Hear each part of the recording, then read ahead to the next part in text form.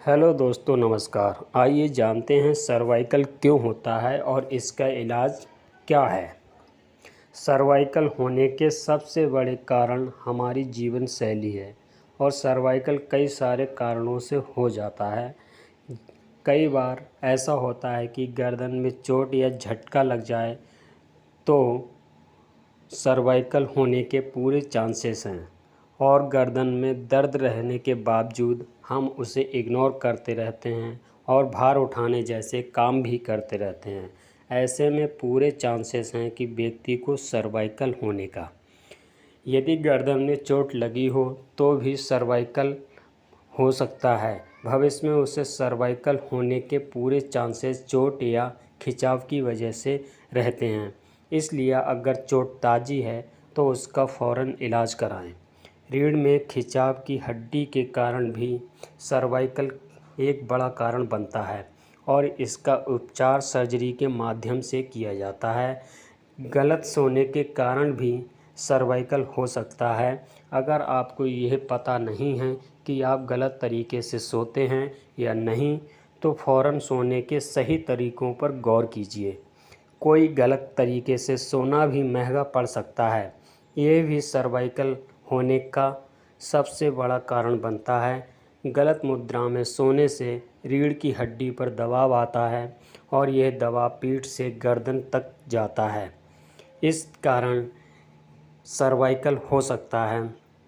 कई लोग इस बात को नकारते हैं कि सर्वाइकल होने की एक बड़ी वजह तनाव भी होती है।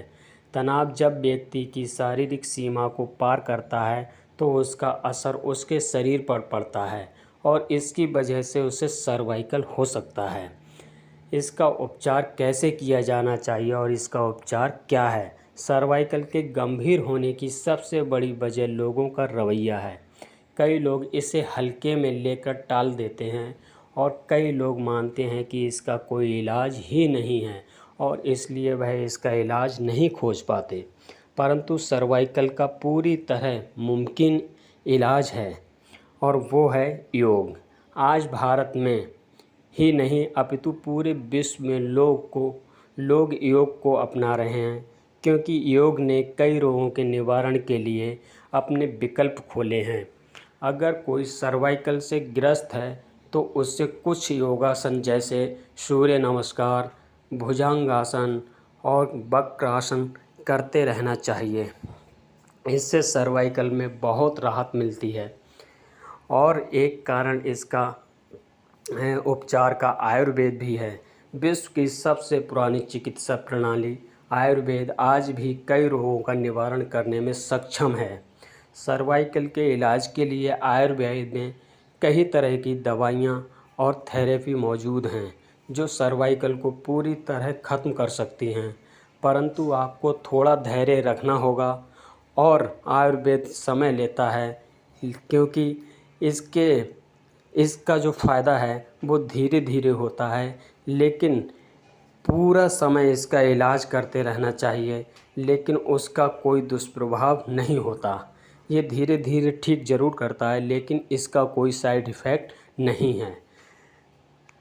सर्वाइकल का एक और इलाज भी है जिसको कहते हैं फिजियोथेरेपी। फिजियोथेरेपी आज एक ऐसी चिकित्सा में शामिल है जो लगभग हर प्रकार के रोग में राहत देने का कारण बन गई है और इसलिए इसका प्रचलन भी बहुत बढ़ गया है।